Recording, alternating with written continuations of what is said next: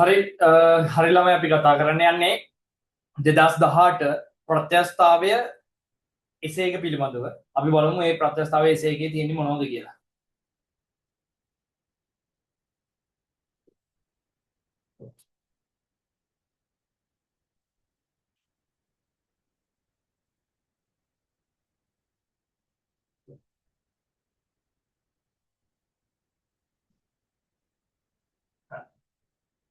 මේ තියෙන්නේ ප්‍රත්‍යස්ථාවය එසේ එක.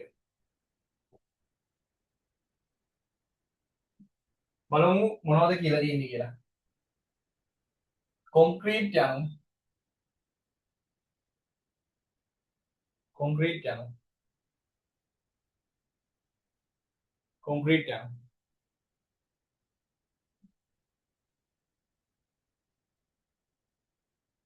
කොන්ක්‍රීට් යනු සිමෙන්ති වැලි ගල් ජලෙහි තද බවට පත් වූ මිශ්‍රණයකි. වෙනෝනේ මිශ්‍රණයකි. වෙරගැන්වූ කොන්ක්‍රීට්. ඒ කියන්නේ රේන්ෆෝස් කොන්ක්‍රීට් කියලා කියන්නේ අපි වෙරගැන්වූ කොන්ක්‍රීට් කියලා කියන්නේ. හරිද? වෙරගැන්වූ කොන්ක්‍රීට් ව්‍යුහයන් යනු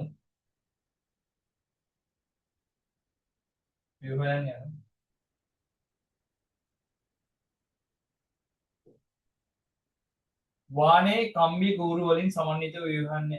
එහෙනම් වෙරගැන්වූ කොන්ක්‍රීට් කියන්නේ මොකද පුතේ? වානේ කම්බි කූරු වලින් සමන්විත වූ කොන්ක්‍රීට්. එතකොට අපි මේකෙදි තේරුම් ගන්න ඕන දේ තමයි මේකෙදි කියලා තියෙනවා කොන්ක්‍රීට් කියලා කියන්නේ ජලය, වැලි, ගඩොල්, සිමෙන්ති කියන සෙට් එකේම එකතුවක්. හරිද? එතකොට මේ වෙරගැන්වු නැත්නම් රේන්ෆෝස් කරපු කොන්ක්‍රීට් කියලා කියන්නේ කම්බි දාපු ඒවට. පැහැදිලිද? ඒ කියන්නේ වානේ කම්බි කූරු වලින් සමන්විත ව්‍යුහයන් වලට තමයි වෙරගැන්වු කොන්ක්‍රීට් කියලා කියන්නේ. එතකොට වානේ සහ කොන්ක්‍රීට් වැනි සියලුම දෘঢ় වස්තුන් යම් තාක් දුරකට ප්‍රත්‍යස්ත වේ. ඒ කියන්නේ යම් තාක් දුරකට තමයි ප්‍රත්‍යස්ත. ඒ කියන්නේ හැම වෙලාවෙම ප්‍රත්‍යස්තද? නෑ. එහෙනම් මේකට තියෙනවා ප්‍රත්‍යස්ත සීමාව පයින් අවස්ථාවක්. අපි තේරුම් ගන්න ඕන ප්‍රත්‍යස්ත සීමාව පයින් අවස්ථාවක් තියෙනවා. එහෙනම් අන්න ඒ සීමාවෙදී අපිට බෑ කොයි වෙලාවකවත් යම් මාපාංකය කියන එක සමානයි ප්‍රත්‍යාබලයේ බෙදීම වික්‍රියාව කියලා ගන්න. අන්න ඒක තේරුම් ගන්න ඕනේ මෙතන. මෙතන අනිවාර්යයෙන්ම තියෙන විශේෂ කාරණාවක් අනිවාර්යයෙන්ම මේක ගානේ කොහේ හරි පාවිච්චි වෙනවා. හරි කොන්ක්‍රීට් සම්පීඩනයේ යටතේ ශක්තිමත් වූවත් මෙතන කියලා තියෙන කොන්ක්‍රීට් කියන්නේ සම්පීඩනයක් යටතේ ශක්තිමත් වූවත් විතතියක් යටතේ දුර්වල වන අතර. එහෙනම් විතතියක් ආවොත් කොන්ක්‍රීට් දුර්වලයි. සම්පීඩනයකට හොඳට ඔරොත්තු දෙනවා කොන්ක්‍රීට්. විතතියකට ගොඩක් ඔරොත්තු දෙන්නේ නැහැ. දැන් වානේ මෙම අවස්ථා දෙකේම යටතේ ශක්තිමත්. එහෙනම් වානේ දාන එකේ වාසිය තමයි විතතියක් වුණා සම්පීඩනයක් වුණා දෙයට කිසිම ප්‍රශ්නයක් නැහැ. හරි. ඊළඟට සංයුක්තයන් ලෙස ප්‍රධාන වශයෙන් කොන්ක්‍රීට් සම්පීඩනයකට ප්‍රතිරෝධී වන අතර ප්‍රධාන වශයෙන් වානේ කම්බිකූරු ආතති දරා ගැනීම. එහෙනම් වානේ කම්බිකූරු දාන එකේ වාසිය කොන්ක්‍රීට් වලට එනවා ආතති දරා ගැනීමේ හැකියාව. මේක අපි තේරුම් ගන්න ඕනේ මේ ගාන පුරාවට. ඊළඟට එක ඒ රූපේ දැන් ඔයගේ එක්සෑම් එකේ කරනවා නම් එක ඒ රූපේ හොඳට ස්ටඩි කරනවා. මම නම් ස්ටඩි කරනවා හොඳට මේකේ කියලා තියෙන කොන්ක්‍රීට් බාල්කයක්. මෙන්න බරක් දාලා තියෙනවා. මෙන්න ආධාරක දෙකක් දීලා තියෙනවා. ඉතින් බාල්කය නිසා මේ හරිය නැවෙනවා. ඕකනේ මම ඔක තේරුම් ගන්න ඕකෙදී එක්සෑම් එකේදීම මේක බලනවා. ඔයා නිකන් එක ඒ රූපය කියලා ඒක බලන්නේ නැතුව නිකන් කියවගෙන ගියාට වැඩක් නැහැ ඔක. අනිවාර්යයෙන්ම බලන්න ඕන. බලලා මොකද්ද මේ කියන්න හදන්නේ කියලා තේරුම් ගන්න ඕන. දැන් මම මේකේ හයිද නැද්ද දන්නේ ප්‍රතික්‍රියා බල මෙහෙම එනවා. ඊටසේ බර පල්ලෙහාට එනවා. එතකොට අපි තේරුම් ගන්න ඕන මේකේ උඩ කියලා තියෙනවා කොන්ක්‍රීට් කියන එක මේ විතතියකට ඔට්ටු මේ ඔරොත්තු දෙන්නේ නැහැ. සම්පීඩනයකට ඔරොත්තු දෙනවා. එතකොට ඔයා තේරුම් ගන්න ඕන මෙතනට බාරයක් දැම්මම යට හරිය ඇදෙන උඩ හරිය සම්පීඩනය වෙනවා. එහෙනම් උඩට ප්‍රශ්නයක් නැහැ යටට තමයි ප්‍රශ්නේ ඉන්නේ. එහෙම වුණොත් අපි තේරුම් ගන්න ඕන කම්බි දාන්න ඕනේ යට පැත්තට වෙන්න කියලා. මේ ගාන කියවද්දිම මගේ ඔළුවට එනේ මෙන්න මෙතනින් කියවගත්ත නිසා තමයි එහෙම උනේ. හරි ඊළඟට බාරයකට යටත්ව දී ඇති රූපයේ පරිදි බාරයකට යටත්ව ආධාර දෙකක් මත තබා ඇත්තේ වාණි කම්බිකූරු නොමැති ඍජුකෝණාශ්‍රාකාර හරස්කඩකින් යුත් සාමාන්‍ය කොන්ක්‍රීට් බාල්කය යයි සලකන්න. මේ තියෙන සාමාන්‍ය කොන්ක්‍රීට් බාල්කයක් වාණි කම්බිකූරු දාලා නැහැ.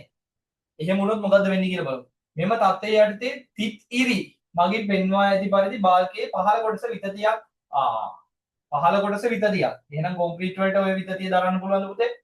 කොන්ක්‍රීට් වලට ඔය විතතිය දරන්න පුළුවන්ද? බෑ. අත්දකින්න අතර ඉහළ කොටස සම්පීඩනයක් අත්දකි. එහෙනම් මෙන්න මේ කෑල්ල පුළුවන් මේ කොන්ක්‍රීට් වලට දරා ගන්න. හරිද? විතතිය බෑ කොන්ක්‍රීට් වලට දරා ගන්න. ඒක අපි තේරුම් ගන්න ඕන. පැහැදිලිද? හරි. ඊළඟට මේක කියනවා W බාරය යටතේ සාමාන්‍ය කොන්ක්‍රීට් බාල්කයේ ඉරිතැලීමට වඩාත් ඉඩ ඇත්තේ කුමන උඩ හෝ යට පැත්තද කියලා කුමන කියලා එයා මීන් කරලා තියෙන්නේ උඩ පැත්තද යට පැත්තද කියන එක. එතකොට අපි තේරුම් ගන්න ඕන දේ තමයි කොන්ක්‍රීට් බාල්කයකට මෙහෙම භාරයක් දුන්නම මෙතනින් බලයක් දුන්නම මේ කොන්ක්‍රීට් බාල්කය මේ විදිහට ටිකක් අපි තුමු නැවෙනවා කියලා. නැවෙනකොට මේ හරිය දිග වැඩි වෙනවා. මේ හරිය කොට වෙනවා. නේ? එහෙනම් ඔයා තේරුම් ගන්න ඕනේ මේ හරිය විතතියක් කියනවනේ. මේකට කම්බි දාලා නැහැ. මෙතන සම්පීඩනයක් තියෙනවා. සම්පීඩනය මෙයාට දරා ගන්න පුළුවන් කොන්ක්‍රීට් වලට. විතතියක් දරා ගන්න බෑ. එහෙනම් විතතිය දරා ගන්න බෑ කියන්නේ අනිවාර්යයෙන්ම ඉරි තලනවා නම් තරන්න ඕනේ යට පැත්ත. යට තමයි ඉරි තලන්න ඕනේ. දැන් ඔයාලට මේ ඡේද කියලා තියෙනවා ඒක. දැන් දරුවේ කියන්නේපා මේක අපි කොහොමද දැනගන්නේ මෙහෙම යට පැත්තම වෙනවද උඩ පැත්තම වෙනවද? ඉතින් ඡේද කියලා තියෙනවා. ඡේද කියවපු දේ සාරාංශගතව තේරුම් ගන්න ඕනේ. හරි සාරාංශයක් විදිහට කිව්වොත් ඉතින් කොන්ක්‍රීට් කියන්නේ දුර්වල මේ මිශ්‍රණයක්. ඒකට පුළුවන් හොඳට තදලා තද බව ඒකේ හොඳට තියෙනවා. ඒ වුණාට ඒකට බෑ විතතියක් දරා ගන්න. සම්පීඩනයක් දරා ගන්න පුළුවන්. ඉතින් මේ වගේ පෝස් එකක් ආවට පස්සේ මේ හරිය යට විතතියක් එනවා. ඒ විතතිය දරා ගන්න බෑ. ඒක නිසා තමයි කොන්ක්‍රීට් වලට අනිවාර්යයෙන්ම රේන්ෆෝස් කරන්න කම්බි බඳින්න. ඔයා දැකලා තියෙනවනේ. මුල් කාලේ හිතන්නේ නැති ඔය කම්බි බඳින්න නිකන් සිමෙන්ති ඉතුරු කරගන්න වගේ සීන් එකකට කියලා. හරිද? දැන් තේරෙනවනේ මේකේ. හරි ඊළඟට ඊළඟට කොටස අපි ඊළඟ කොටස ගමු ඊළඟ කොටස ගමු අපිට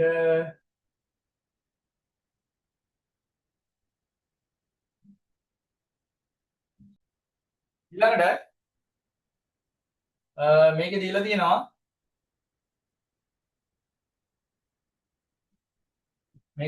පුතේ ඉහත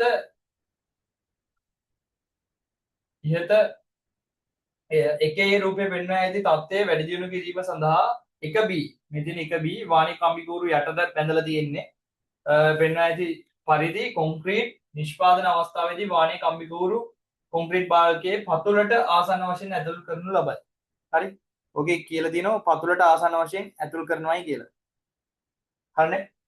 එතකොට මෙමගින් කොන්ක්‍රීට් බාල්කයේ බාර දරා ගැනීමේ හැකියාව වැඩි දියුණු වී මෙතන කියලා තියෙනවා බාරයක් දරා ගැනීමේ හැකියාව වැඩි දියුණු වී ඉරි තැලීම වැළැක්වනුයේ කෙසේදයි මෙම ප්‍රශ්නය ආරම්භයේදී ඇති තොරතුරු උපයෝගී කරගනිමින් පැහැදිලි කරන්න. හරිද? ඔන්න ඕක වැදගත් කාරණාවක් මේ අපි තේරුම් ගන්න ඕන දේ. හරිද?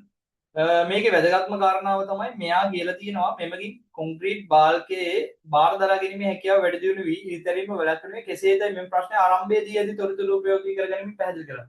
ආරම්භයේදී දීපු තොරතුරු තමයි කොන්ක්‍රීට් කියන්නේ සම්පීඩනයක් යටතේ ශක්තිමත් වූවත් විතතියක් යටතේ දුර්වල එකක්. එතකොට වාණය කියන්නේ මේ අවස්ථා දෙකේදීම ශක්තිමත්. එතකොට මේ වාණේ කම්බි කූරු දැම්මොත් වාණේ කම්බි කූරු වලින් ඔය ආතතිය දරා ගන්න පුළුවන්. හරිද? එතකොට මෙතන කියලා තියෙනවා මේ தත්ත්වයේ යටතේ තිත්තිරි මගින් පෙන්වා ඇති පරිදි බාල්කයේ පහළ කොටස විතතියක් අත්දකින අතර ඉහළ කොටස සම්පීඩනයක් අත්දකි. ඔය කියලා තියෙන සිද්ධියත් එක්ක අපිට ලියන්න වෙන්නේ මෙවැනි අවස්ථාවකදී ඒ කියන්නේ මෙවැනි අවස්ථාවකදී කියලා කියන්නේ එක ඒ රූපේ පෙන්වලා තියෙන අවස්ථාව ගැන මේ කියන්නේ එක ඒ රූපේ පැහැදිලි කරලා කියලා තියෙනවා ඉහළ සම්පීඩනයක් ඇති වෙනවා පහළ විතතියක් ඇති වෙනවා ඉහළ සම්පීඩනයකට ඒ කියන්නේ සම්පීඩනයක් යටතේ කොන්ක්‍රීට් ඉරිතලනෝ විතතියක් යටතේ සම්පීඩනයක් යටතේ කොන්ක්‍රීට් ඉරිතලන්නේ නැහැ විතතියක් යටතේ කොන්ක්‍රීට් ඉරි තලනවා. එතකොට ඉරි තලන එක නවත්තන්න කම්බි දාන්න ඕනේ කියලා. එතකොට ඒකට අනුරූපව අපි මේ ආන්සර් එක ලියන්න ඕනේ මේ ඡේදේ තියෙනවා. ඒ හා සම්බන්ධ එක. වැඩි පැහැදිලිද? හරි. අපි ඒකට ලියාගමු උත්තරයක් නේ. ඒක ලියාගමු සම්පීඩනයක් යටතේ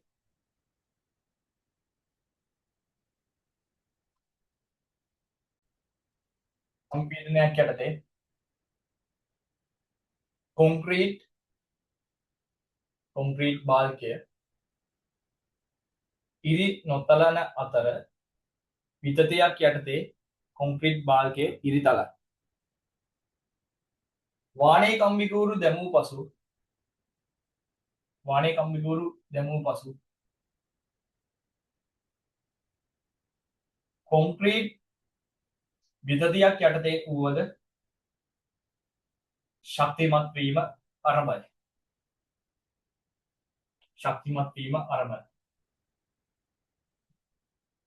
ප්‍රධාන වශයෙන් වාණේ කම්බිකූරු ආතතිය දරා ගැනීම එයට හේතුවයි. ප්‍රධාන වශයෙන් වාණේ කම්බිකූරු ආතතිය දරා ගැනීම එයට හේතුවයි. හරිද? එතකොට මේකේ මේ ටිකත් අපි ලිව්වා. ඒ කියන්නේ බාල්කයේ පහළ කොටස විතතියක් අත්දකින්න ඊළඟට සම්පීඩනයක් අත්දකින්න කියන එකයි මෙන්න මේ වාණේ කම්බිකූරු ආතතිය දරා ගැනීම කියන එකයි තමයි මේන්ම පොයින්ට්ස් ටික ඔකේ ලියලා තියෙන්නේ. අපි යන් ඊළඟ ටිකට.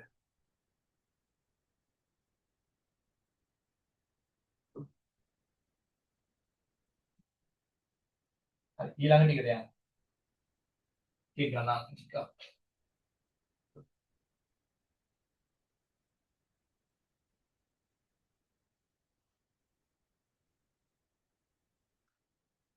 ඊළඟ ටිකට යන්න අපි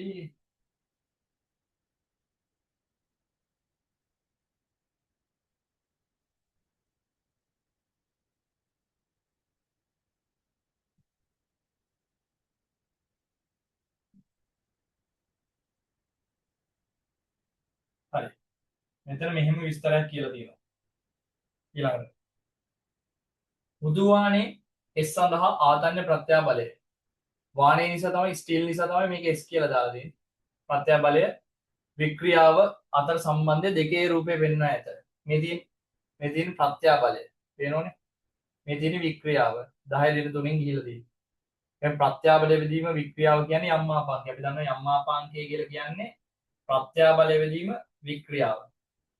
නම් මේකේ යම් මාපාංකය අපිට ඕනනම් හොයාගන්න පුළුවන්. එතකොට මේකේ ප්‍රත්‍යාස සීමාව මේ දක්වා විතරයි වළංගු. ඊට පස්සේ වළංගු නැහැ. එතකොට මේකේ තියෙනවා ප්‍රත්‍යාබලයක් යටතේ ભેදනය වෙන්න පුළුවන් මේ හරිය ඔය කියන වාණේ. පැහැදිලිද? එතකොට මේ තියෙන්නේ ඊළඟට වික්‍රියාව අතර සම්බන්ධ රූපේ පරිදි ආදර්ශනය කළ හැකිය කොන්ක්‍රීට් පහසුවෙන් කැඩෙන සුළු බංකුර ද්‍රව්‍යයක් වූවද ආතන්‍ය බලයක් යටතේ කොන්ක්‍රීට් වල වරහන් ඇතුලේ C කොන්ක්‍රීට් කියන එකේ ඉංග්‍රීසි වර්ඩ් එකේ එතකොට ආතන්‍ය ප්‍රත්‍යාබලයේ F බෙදීම AC වික්‍රියාව ඩෙල්ටා L බෙදීම L අතර සම්බන්ධය දෙක B රූපයේ පෙන්වා ඇති පරිදි ආදර්ශනය කළ හැකිය. වෙරගැන්වූ කොන්ක්‍රීට් කියන්නේ රේන්ෆෝස් කොන්ක්‍රීට් නේ. වාණේ කම්බිකූරු කොන්ක්‍රීට් වලට වඩා ඉතා හොඳින් බැඳී ඇති අතර කොන්ක්‍රීට් පරදු වනතුරු ඒවා එකිනෙකට බැඳී බාහිර බලයන්ට අනුරූප ප්‍රතිරෝධී දක්වයි. දෙක B රූපයේ පෙන්වා ඇති වක්‍රය ඊලක්ෂණ පැමිණිට කොන්ක්‍රීට් පරදු වේ. හරි. ඒ කියන්නේ මෙන්න මෙතනට ආවම කොන්ක්‍රීට් පරදු වෙනවා. නිකන් ભેදක ප්‍රත්‍යාබලය වගේනේ. මේ තියෙන ભેදක ප්‍රත්‍යාබලය නෙමෙයි තියෙන්නේ. මෙතනින් ආවට පස්සේ කොන්ක්‍රීට් පරදු වෙනවා. අපි තේරුම් ගන්න ඕනේ. ඊළඟ කාරණාව මේ ටික හරි. මේකේ දීලා තියෙනවා දෙකේ A දෙක B රූප භාවිතා කරමින් කියලා විස්තරයක් දීලා තියෙනවා. මේකේ කියලා තියෙනවා මුදු වාණේ වල යම් මාපාංක ES. ඒ කොන්ක්‍රීට් වල යම් මාපාංක EC ගණනය කරා. අපි ඒ ටික බලමු.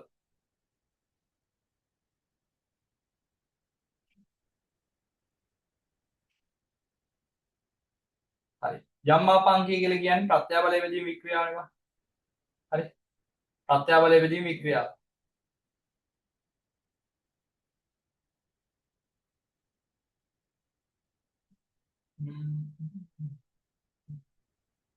ප්‍රත්‍යාබලය බෙදීම වික්‍රියාව යම් මාපාංකය කියන එක සමානයි යම් මාපාංකය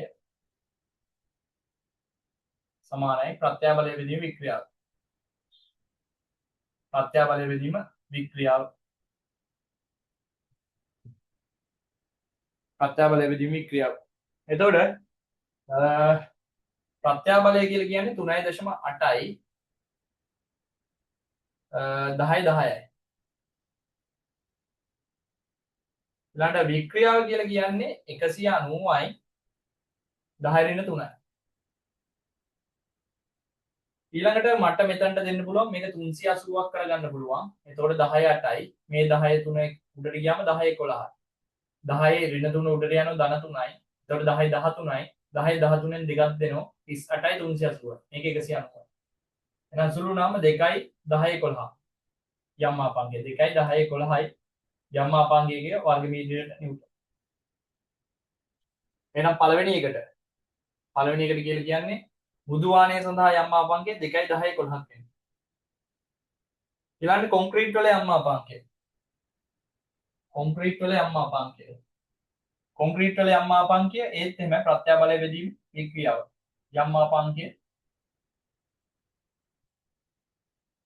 ප්‍රත්‍යාබලය බෙදීම වික්‍රියාව.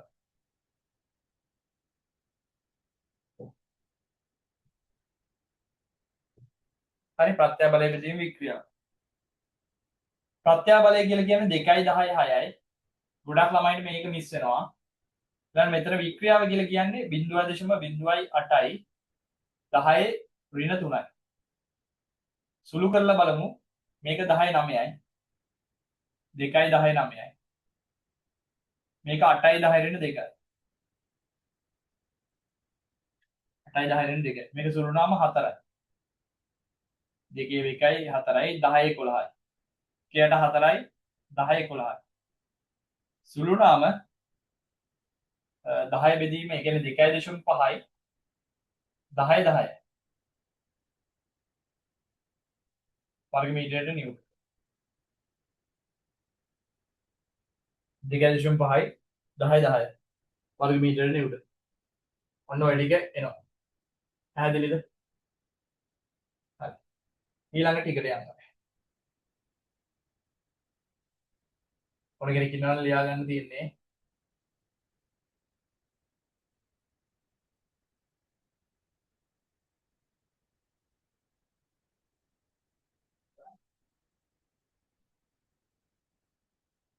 හරි නේද?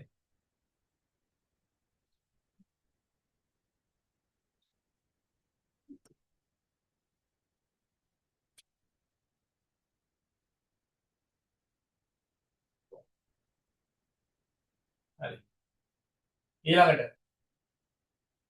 ඊළඟට අපි යනවා ඊළඟ ටිකට. ඊළඟ කොටසට. ඊළඟ කොටස මෙතන දීලා තියෙනවා විශේෂ කොටසක් ඉතින් මේක. දෘಢ දිරස් පුෂ්ඨයක් මත තබා ඇති දිග එල් වූ වෙර ගැන්වූ ඒකාකාර කොන්ක්‍රීට් බාල්දියක් තුන රූපේ පෙන්වා ඇත. එක එකෙහි දිග එල් වූ ඒකාකාර සිලින්ඩරාකාර සරසම මුදු වානේ කම්බිකූරු 4කින්. ඒ කියන්නේ මෙන්න මෙතන කම්බිකූරු 4ක් තියෙනවා. මේ තියෙන්නේ ඒකම තමයි මේ තියෙන්නේ. කම්බිකූරු 4 මේ තියෙන්නේ. සයිඩ් විව් එකක් මේ තියෙන්නේ. මේකේ උස h පළල d. හරි. කම්බිකූරු 4කින් සහ කොන්ක්‍රීට් වලින් බාල්දිය වෙර ගන්වා ඇත. භාවිතා කළ කොන්ක්‍රීට් සහ වානය වලට අදාළ ප්‍රත්‍යාබල වික්‍රියාව සම්බන්ධතා පිළිවෙලින් 2A 2B රූපවල දී ඇත. බාල්කයෙහි හරස්කඩ වර්ගඵලය පුරාම ඒකාකාරව යොදා ඇති ඇත.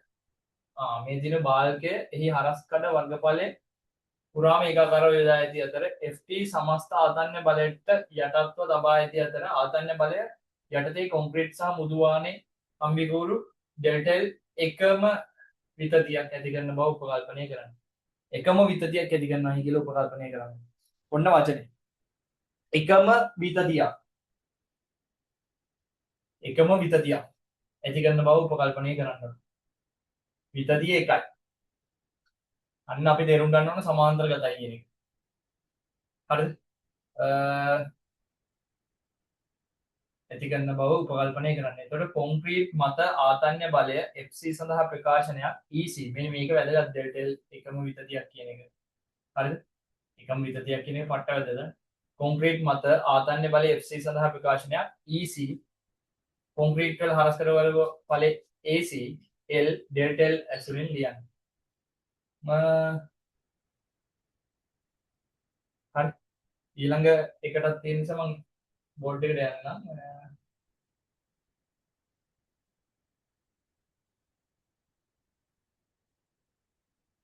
හරි. බලන්නකෝ මේකේ හදන්න.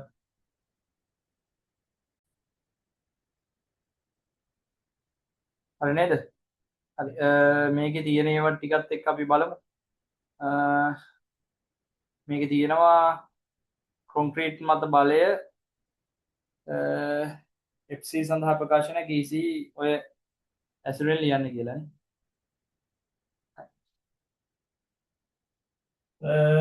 අපිට ලියා ගන්න පුළුවන්නේ. එතකොට යම් මාපාංකය කියන එක කොන්ක්‍රීට් වල යම් මාපාංකය EC කියලා කිව්වොත් කොන්ක්‍රීට් වල යම් මාපාංකය කියන්නේ ප්‍රත්‍යාබලය වෙදීම වික්‍රියාව. ප්‍රත්‍යාබලය වෙදීම වික්‍රියාව.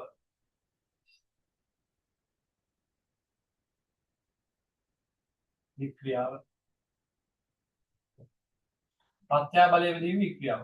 ප්‍රත්‍යාබලය කියලා කියන්නේ FC බෙදීම AC කොන්ක්‍රීට්. වික්‍රියාව කියලා කියන්නේ ඔකේ දීලා ඇති වික්‍රියාව ඩෙල්ටා L බෙදීම L. මේක EC. මේක මෙහෙට වැඩි කරනවා. EC ඩෙල්ටා L බෙදීම L. මේක FC. මේක AC මෙහෙට වැඩි වෙනවා. AC. සාරාංශගතව ලිව්වොත් FC කියන එක සමානයි AC EC ඩෙල්ටා L බෙදීම L. ඔබ තමයි ඊළඟ ටිකට යන්න.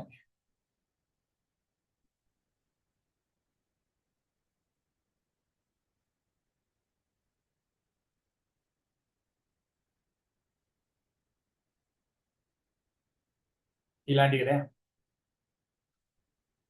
ඊළඟ ටික ඊළඟ එකේ කියන්නේ මුදු වානේ කම්බිකූරු 4 මතම ආතන්‍ය ප්‍රත්‍යාබලය FS සඳහා ප්‍රකාශනයක් ES මුදු වානේ කම්බිකූරු 4 හිම මුළු හරස්කඩ වර්ගඵලය AS L ඩෙල්ටා L ඇසුරින් ලියන්න කියලානේ. ඕකනේ වැඩේ.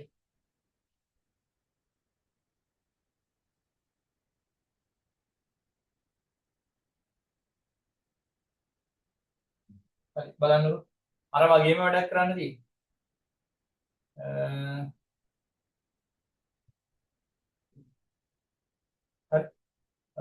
අපිට කිව්වේ දැන් හොයන්න මුදු වානේ වලටනේ. මුදු වානේ වල ES කියන එක සමානයි. ES කියන එක සමානයි. නැත්තම් මුදු වානේ වල යම් මාපාංකය කියන එක සමානයි. ප්‍රත්‍යාබලය බෙදීම වික්‍රියාව. ප්‍රත්‍යාබලය බෙදීම වික්‍රියාව. බලය බෙදීම වික්‍රියාව. ප්‍රත්‍යාබලය බෙදීම වික්‍රියාව.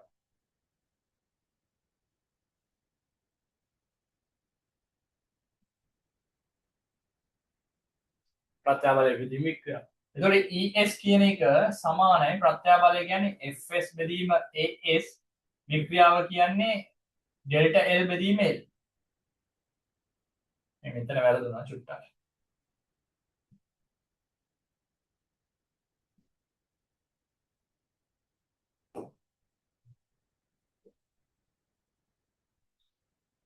ඩෙල්ටා L බෙදීම L. එතකොට මට පුළුවන් මේ පදේ මෙහෙට වැඩි කරන්න. ඒ කියන්නේ ඩෙල්ටා L බෙදීම L කියන එක වැඩි කරා මේක ES මේක FS බෙදීම AS. මට පුළුවන් මේකත් මෙහෙට වැඩි කරන්න. එහෙනම් මෙහෙට වැඩි කරොත් AS ඩෙල්ටා L බෙදීම L වතාවක් ES කියන එක සමානයි FS. එහෙනම් මට ලියා ගන්න පුළුවන් FS කියන එක සමානයි AS ES ඩෙල්ටා L බෙදීම L. ඔබ ලියා ගන්න පුළුවන්. අනේ ඊළඟ ටිකට යනවා.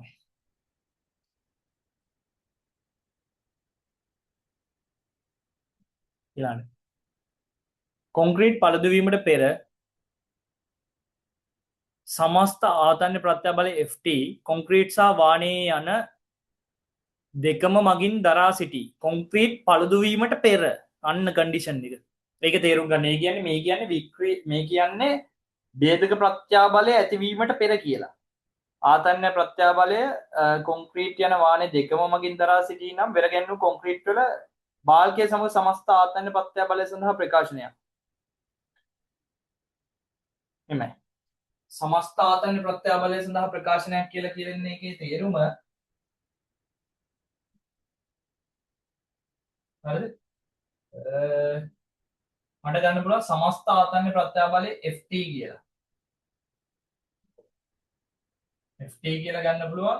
ft කියන එක සමානයි fs කියන එක ධන fc.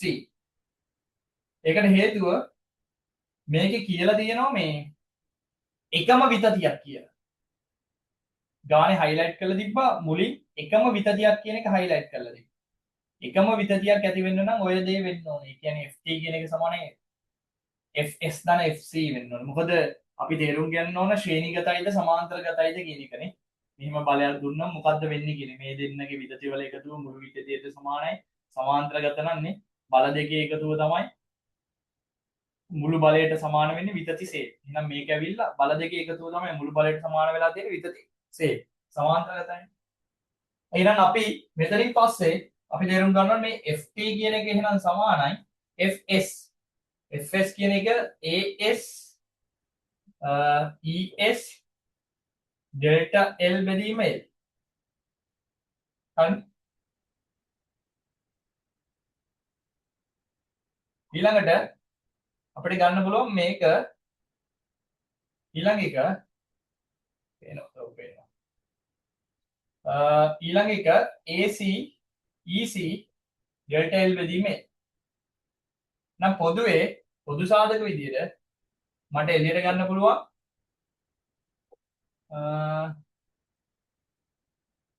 පොදු සාධක විදියට එළියට ගන්න පුළුවන් delta L බෙදීම L. මේක AS මේක ES ධන මේක AC මේක EC. වැඩේ පැහැදිලිද?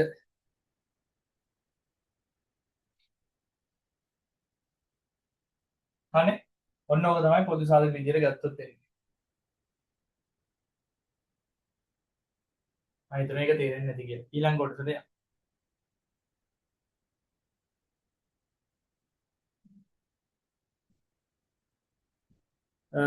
ඊළඟට හතරවෙනි එක වෙරගැන්වු කොන්ක්‍රීට් බාල්කයේ කැපිටල් A හරස්කඩ වර්ගඵලය d වතාවක් h වේ. රූපය බලන්න කියලා දීලා තියෙන රූපය දීලා තියෙනවනේ මේ h වතාවක් d කියලා. හැබැයි මේ කම්බිකුරුත් තියෙනවා. ඊළඟට මේ රූපය බලන්න බාල්කයේ L කියන එක 2000 මිලිමීටර්. මම ඒක බෝඩේ දානවා L කියන්නේ 2000 මිලිමීටර්. ඊළඟට සිලින්ඩරය මුදුවානේ කම්බිකූරක අරය 6 මිලිමීටර්.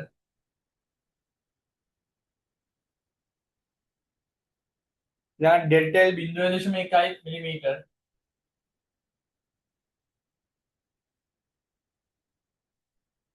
ඊළඟට සිම්පල් D 150 මිලිමීටර්.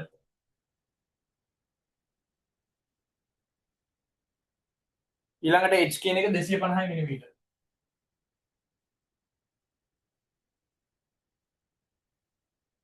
වේ ඉහත C3 ලබාගත් ප්‍රකාශනයේ භෞතිකව වළංගු වන්නේ කුමන තත්ත්වයක් යටතේද? භෞතිකව වළංගු වන්නේ කුමන තත්ත්වයක් යටතේද කියලා කිව්වොත් අර C වල 3නේ. C වල 3ේදී අපි පාවිච්චි කරේ යම් මාපංකේ කියන්නේ ප්‍රත්‍යාබලය බෙදී වික්‍රියාවට සමානයි කියන එකනේ. ඒ කියන්නේ මේ රේඛීය පරාසය තුලනේ අපි සැලකුවේ. මේ පරාසය පැන්නොත් වළංගු වෙන්නේ නැහැ. එහෙනම් භෞතිකව වළංගු වෙන්නේ මොන පරාසය තුලද කියලා හෙව්වොත් අපි තේරුම් ගන්න ඕන මේක වළංගු වෙන පරාසය තමයි අනිවාර්යෙන්ම අර යම් මාපාංකය කියන එක ප්‍රත්‍යාබලය බෙදීම වික්‍රියාවට සමානයි. එහෙනම් ප්‍රත්‍යාබලය බෙදීම වික්‍රියාවට සමාන වෙන්නේ සමානුපාතික සීමාව තුලදී විතරයි. එහෙනම් මේක අනිවාර්යෙන්ම තියෙන්න ඕන සමානුපාතික සීමාව තුල. සමානුපාතික සීමාව තුල තියෙන්න ඕන. සමානුපාතික සීමාව කියලා කියන්නේ අර f අනුලෝමයි x කියන රේන්ජ් එක. නැත්නම් f අනුලෝමයි e කියන රේන්ජ් එක. නැත්නම් මේක විදිහට ප්‍රත්‍යාබලය කියන එක අනුලෝමයි වික්‍රියාව කියන පරාසය තියෙන්න ඕන. බලමු මේකේ තව මොනවද අහලා තියෙන්නේ.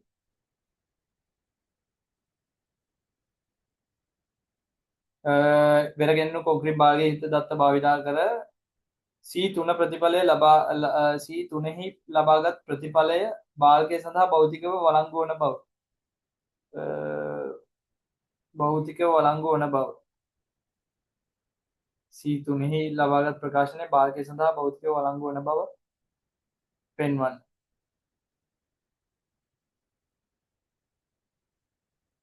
හරි ඒක භෞතිකව වළංගු වෙන්න නම් පුතේ අවශ්‍යතාවය තමයි අර කිව්ව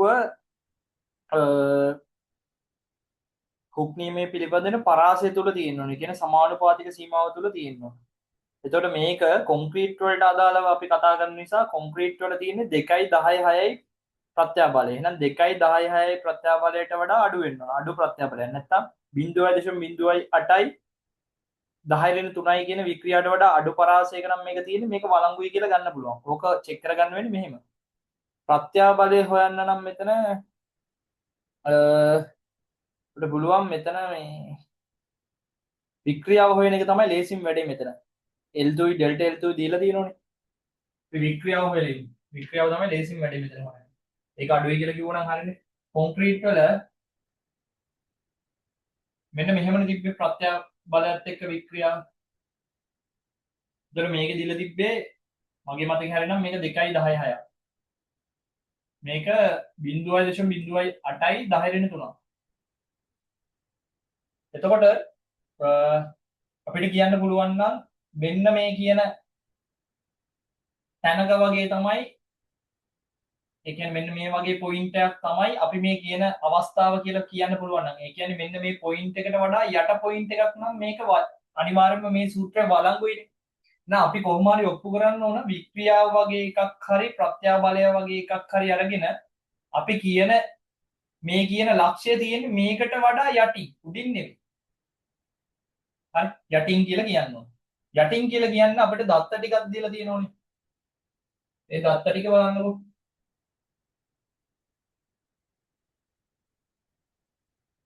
දත්ත ටික තමයි අපිට වික්‍රියාව හොයාගන්න පුළුවන් ඩෙල්ටා L බෙදීම L. ඩෙල්ටා L කියලා කියන්නේ 0.1 මිලිමීටර මේ වෙලාවට. L කියලා කියන්නේ 2000යි. සුළු කරලා බලමු. 1යි කියන්නේ 1යි 10.1යි. මේක 2යි 10.3යි. උඩට ගියාම 10.4යි. ඒ කියන්නේ භාගයයි 10.4යි. එහෙනම් 0.5යි 10.4යි. දැන් 5යි 10.5යි. 5යි 10.5යි. ඒතර 5යි 10.5යි මේක ගත්තොත් මේක 8යි 10.5යිනේ. දැන් 8යි 10.5ට වඩා 5යි 10.5 කියන එක පොඩි. හරි 8යි 10.5ට වඩා 5යි 10.5 මේ පැත්තෙන් තියෙන්නේ. කිය 8යි 10.5ට වඩා 5යි 10.5 පොඩිනේ. එහෙනම් අපි කිව්ව පොයින්ට් එක තියෙන්නේ මේ හරිය. එහෙනම් මේකට හුක් නීමේ වළංගුයි. එහෙනම් මේක අපි මේ කිව්ව කොන්ක්‍රීට් බාල්කියකට මෙන්න මේ කියන කතාව වළංගු වෙනවා. හරිද? ඕනනම් ඔයාලට ප්‍රත්‍යාබලයත් හොයලා බලන්න පුළුවන්. ප්‍රත්‍යාබලයට අදාළව එක හෙව්වොත් බලය බෙදීම වර්ගඵලය. වර්ගඵලය මේකනේ. බලයත් හොයාගෙන අපිට මේ වැඩේ කරන්න පුළුවන්. බලමු අපි ඕන. ඊළඟ කැලේ බලමු අපි. මෙතන කියලා තියෙනවා වළංගු වන්නේ හරි වෙරගැන්වූ දත්ත භාවිතයේ C3 ලබාගත් භෞතිකය වළංගු වන බව පෙන්වනවා. ඔව් භෞතිකය වළංගු වන බව අපි පෙන්වුවා අරකට වඩා යටයි නම්.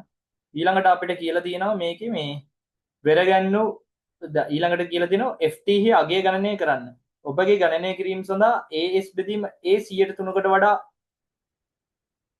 අඩුයි නම් AC DH ලෙස ගන්න. එසේ නැතහොත් AC කියන එක ගන්න DH ඍණ AS කියලා.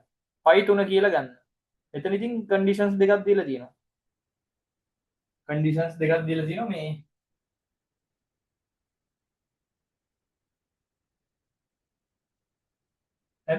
මේ කන්ඩිෂන්ස් දෙක තමයි AS බෙදීම AC ගන්නලු. හරි? AS බෙදීම AC ගන්නලු. ඕක 100ට 3ට වඩා අඩුයි නම් 100ට 3ට වඩා අඩුයි නම් AC කියන එක ගන්නලු DH විදියට. 100ට 3ට වඩා වැඩි නම් හරිද? AS බෙදීමේ AC අනුපාතය අනුව AC ට ගන්න දෙයක් තමයි මේ කියන්නේ. S බෙදීම AC කියන එක 100ට 3ට වඩා අඩුයි නම් AC කියන ගන්නලු DH විදියට. 100ට 3ට වඩා වැඩි නම් AC කියන එක ගන්නලු DH ඍණ AS විදියට. නොමයි කියලා දී. ඒක හරියනේ ඉතින්. මේ ඇවිල්ලා ප්‍රතිශත දෝෂයක්. ප්‍රතිශත දෝෂ 100ට වඩා ඒ කියන්නේ මේ වර්ගඵල අතර අනුපාතය ගත්තම උදාහරණයක් විදිහට අපි හිතමු මේ වානේ ඇවිල්ලා වර්ග සෙන්ටිමීටර 100ක තියෙනවා. වර්ග සෙන්ටිමීටර 100ක තියෙනවා. සෝරි වානේ කොන්ක්‍රීට් වර්ග සෙන්ටිමීටර 100ක තියෙනවා. ඕකේ කියවෙන්නේ වානේ කම්බි කූරු වල වර්ගඵලය වර්ග සෙන්ටිමීටර 3ක් වුණොත් 100ට 3යි. 3ට වඩා අඩුයි. ඒ කියන්නේ දෙකක් වුණොත් 100ට 2යිනේ. 100ට 2ක් කියලා තිබ්බොත් මේ සූත්‍රය පාවිච්චි කරන්න ඕනේ. නිකන් හරි වානේ වල වර්ගඵලය වර්ග සෙන්ටිමීටර 4ක් වගේ වුණොත් කොන්ක්‍රීට් වර්ග සෙන්ටිමීටර 100යි වානේ වර්ග සෙන්ටිමීටර 4යි. එහෙනම් දැන් ප්‍රතිශතය 100ට 4යි. 100ට 4ක් වුණොත් දැන් ඔයාලට ගන්න බෑ කොන්ක්‍රීට් වල වර්ගඵලය DH සමානයි කියලා. DH ගෙන් AC අඩු කරන්න වෙනවා. AS අඩු කරන්න වෙනවා. අර ඇත්තනේ ඉතින් මේ තියෙන්නේ කොන්ක්‍රීට් බාල්කිය. ඒ කොන්ක්‍රීට් බාල්කිය මෙතන වානේ කූරු තියෙනකොට ඇත්තටම ඒ ඔක්කොම කොන්ක්‍රීට් නෙවෙයිනේ. කොන්ක්‍රීට් වලින් මේ කියන වානේ කූරු වල වර්ගඵලය අඩු කරන්න එපයි. මෙන්න මේ කියන කූරු වල වර්ගඵලය අඩු කරොත් නේ ඇත්ත කොන්ක්‍රීට් වර්ගඵලය එන්නේ. ඉතින් ඇත්ත කොන්ක්‍රීට් වර්ගඵලය හොයන්න තමයි ඔය කන්ඩිෂන් එකක් දීලා තියෙන්නේ. ඒතකොට අපි බලන්න ඕන AS කීයද AC කීයද? ඒක අනුව තමයි ඊට පස්සේ කැල්කියුලේෂන් එක කරන්න වෙන්නේ. අපි බලමු AS කීයද කියලා.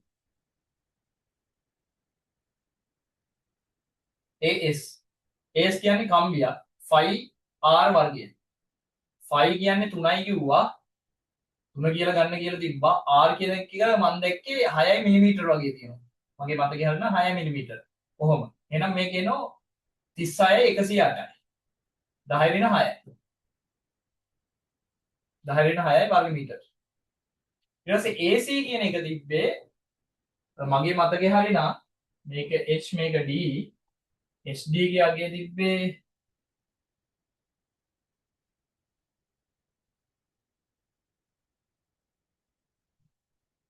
D කියන්නේ 150යි H කියන්නේ 250යි. D කියන්නේ 250යි. D කියන්නේ 150 මිලිමීටර. H කියලා කියන්නේ 250 මිලිමීටර.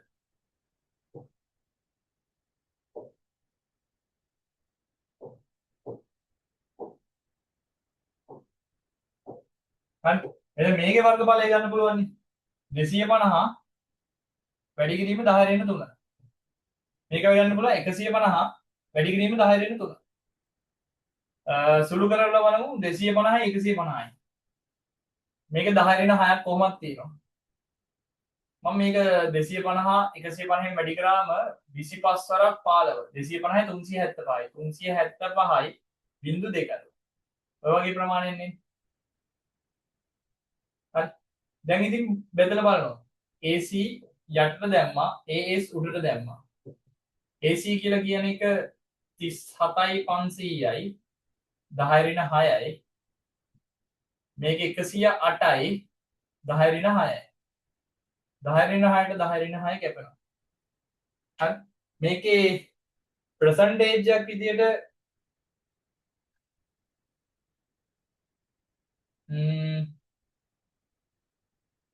අපි ගත්තොත් මේක හරි 250යි 10 ඍණ 3යි 36 108යි 10 ඍණ 6යි හරි. මේක ගත්තොත් කීයද එන්නේ කියලා බලන්න ඕන. අපිට පුළුවන් මේක 100න් වැඩි කරන්න. අපිට පුළුවන් මේක 100න් වැඩි කරන්න. 100 බලන්න. මේකට මේක කැපෙනවා. එතකොට එන්නේ 108 බෙදීම 375. මේක කොහොම වුණත්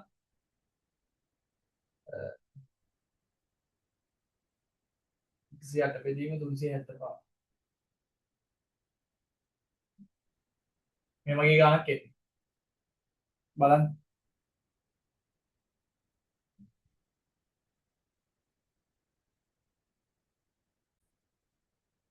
හරි නේද? හරි. මේ AS කියලා ගනිද්දී අපි මෙතන එක කම්බි කූරකනේ ගත්තේ. එතකොට මේකෙන් එන ගාන අපිට එන්නේ මේක සුළු කරාම සාමාන්‍යයෙන්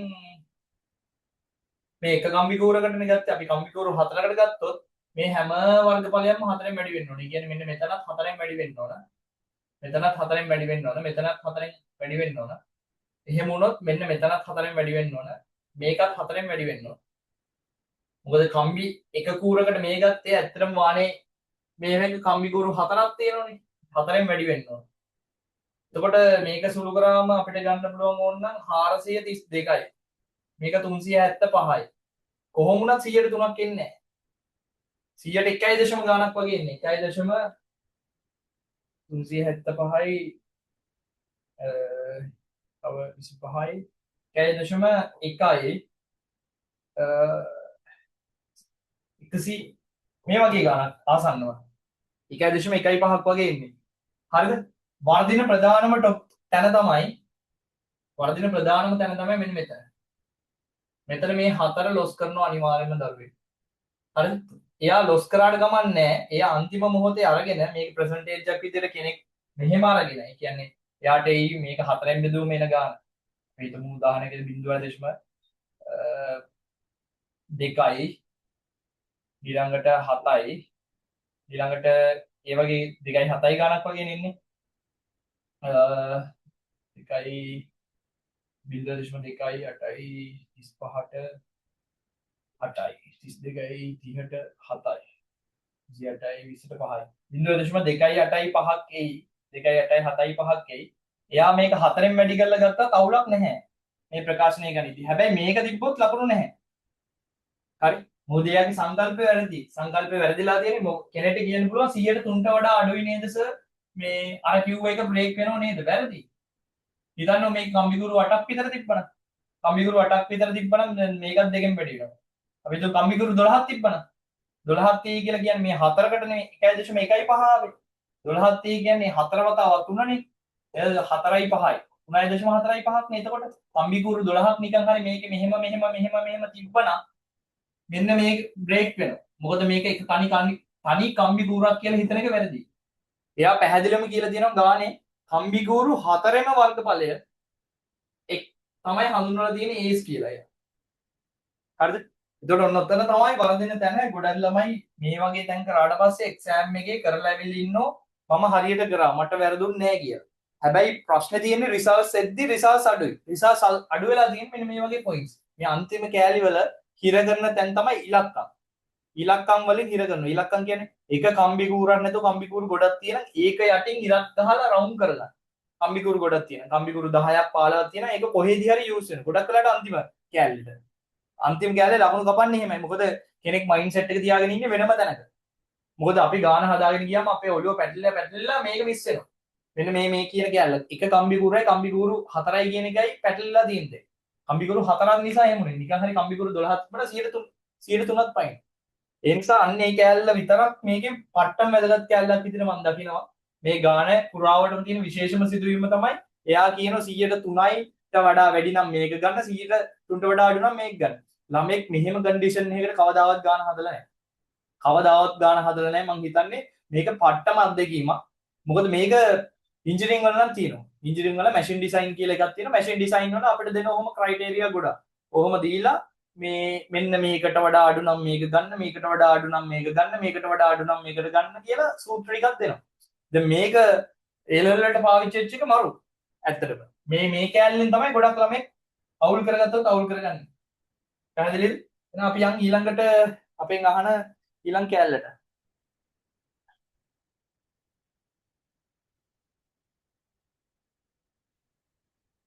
එතකොට මේකේ කියලා තියෙනවා මේ FT යගේ ගණනය කරන්න FT යගේ ගණනය කරන්න තමයි අපිට දැන් තියෙන්නේ. ඒක තමයි කරන්න ඉන්නේ. FT යගේ ගණනය කරන්න අපිට ඕන වෙනවා කලින් FT එක ගත්ත ප්‍රකාශන. මේකත් නෙවෙයි. මේක නේද අපි ගත්තේ. එතකොට මෙන්න මේ පද ටිකට ආදේශ කරන්න වෙනවා අපිට. මෙන්න මේ පද ටිකට ආදේශ කරන්න වෙනවා. මේ පද ටිකට ආදේශ කරද්දී අපි පරිස්සම් වෙන්න ඕන තැන් කිහිපයක් තියෙනවා. ඒ පරිස්සම් වෙන්න ඕන තැන තමයි මෙන්න මෙතන. මේකේ AC කියන එක DH දාන්නේ අපි. AC කියන එක DH දාන්නේ. ඒක DH දාලා ගාන හදන්න තියෙන්නේ. මම එන්නම් එතනට. මේකේ ප්‍රකාශනය පොඩ්ඩක් මතක තියාගන්න.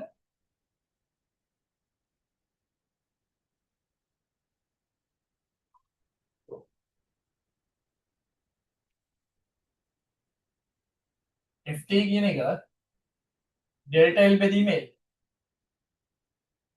මේකේ EC AC ධන ES AS.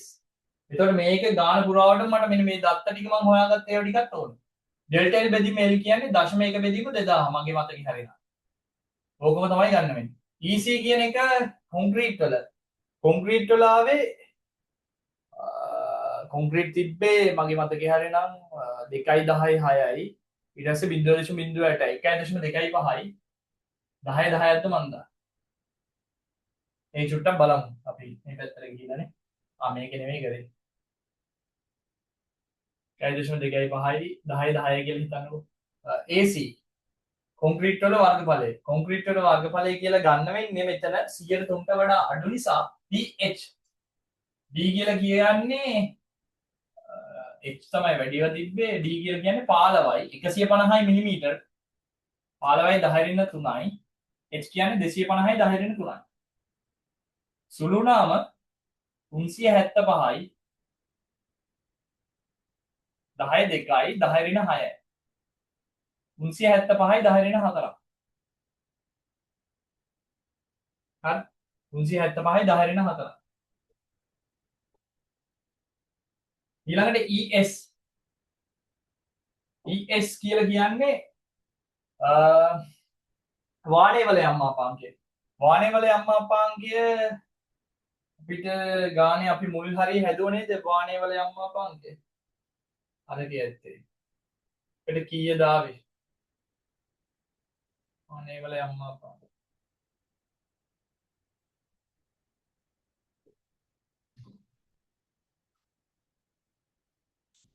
වාණේ වල යම්මාපාංකය කීයද දෙන්නේ?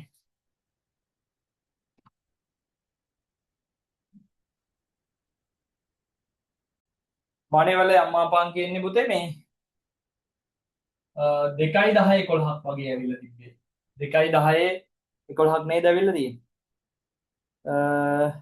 කලින් උත්තරේ අපිට ඇවිල්ලා තියෙන 2.10 11. හරි. එතකොට මේ වර්ගඵලය කියන්නේ ඔන්න පරිස්සම් වෙන්න 4යි කම්බි කුරු 4 නිසා ෆයි 3යි r කියලා කියන්නේ 6යි 10 රින 3 වර්ගය. ඔන්න ඕක තමයි වැඩේ.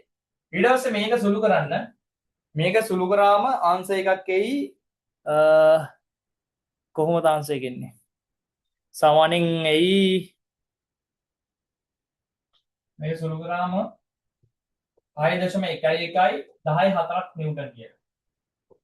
මේක සුළු කරාම 5.11 10.4 නිව්ටන් කියලා. ඊළඟට කොටසට යන් අපි.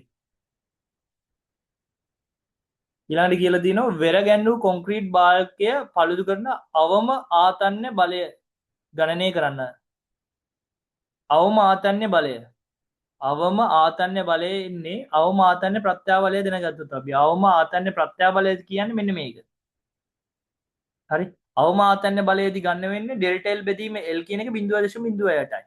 දැන් අපි දැනට සලකලා තියෙන මීට වඩා අඩු පොයින්ට් යන්නේ මේ පොයින්ට් එකට වඩා අඩු පොයින්ට් යන්නේ. එතකොට මේ FT එන්න පුළුවන් අවමග එන්නේ මෙන්න මේ පොයින්ට් එකේදී. මොකද ඊට වඩා වැඩි වුණොත් කඩලා යනවා අනිවාර්යයෙන්. දෙන්න පුළුවන් අවම අගය ඔන්න ඕක විතරයි. වැඩේ පැහැදිලිද? දැන් ඕක ගොඩක් ළමයින්ට පැටලෙන්න පුළුවන්. වෙර ගැන්වූ කොන්ක්‍රීට් බාල්කය පළුදු කරන අවම ආතන්‍ය ප්‍රත්‍යාබලය. පළුදු කරනවා කියන්නේ මෙන්න මෙතනනේ. පළුදු වීම ස්ටාර්ට් වෙන්නේ මෙතන. ඒ නිසා අවමය තියෙන්නේ මෙතන. මෙතනින් එහාට ඕනම අවස්ථාවක පළුදු වෙනවා. එතකොට ළමයට අවම පළුදු වීම ගැන අහද්දි මෙන්න මේ පොයින්ට් එක තමයි මතක් වෙන්න ඕන.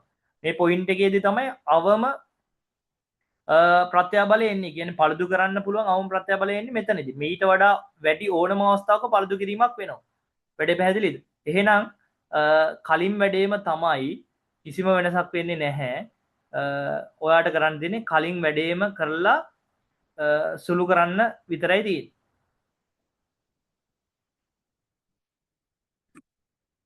හරිද? කලින් වැඩේම තමයි වෙනසකට තියෙන්නේ අර use මේ අපි පාවිච්චි කරන්න ඕන ඩෙල්ටා L බෙදීම Lට මෙන්න මේකම තමයි මේක අපි පාවිච්චි කරන්න ඕන ft කියන එක සමානයි delta l බෙදීම l ec ac es as. එහෙනම් මේ delta l බෙදීම l කියන එක අපිට ගන්න වෙන්නේ 0.08යි 10 ඍණ 3යි කියලා. ඉතුරු පද ටික මේ විදිහටම තමයි.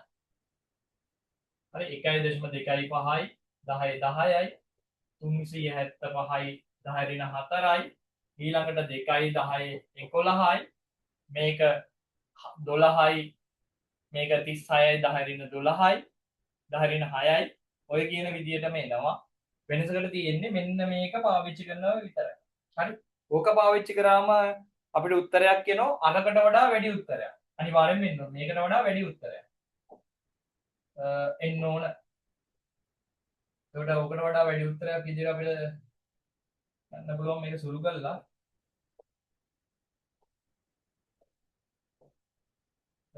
මේක සුළු කරාම එයි. ඔය කිට්ටුවෙන් යන එකක් එන්න ඕන. මීට වඩා වෙනස් වෙන්නේ මේකනේ. මේක 5යි ගණන් තිබ්බේ මෙතන.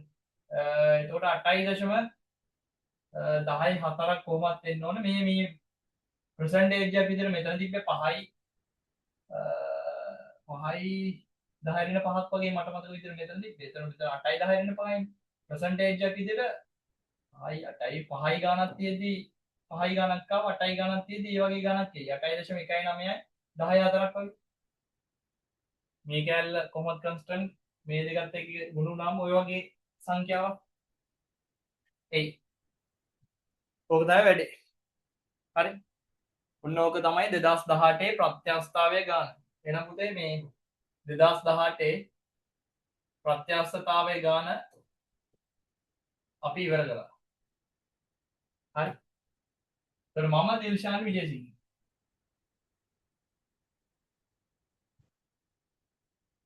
හරි නේද? හරි පොඩි වෙනසක් කරා මේ අන්තිම කැල්ලත් බලන්න. හරි. නම් උත්සන්න නැත්තේ.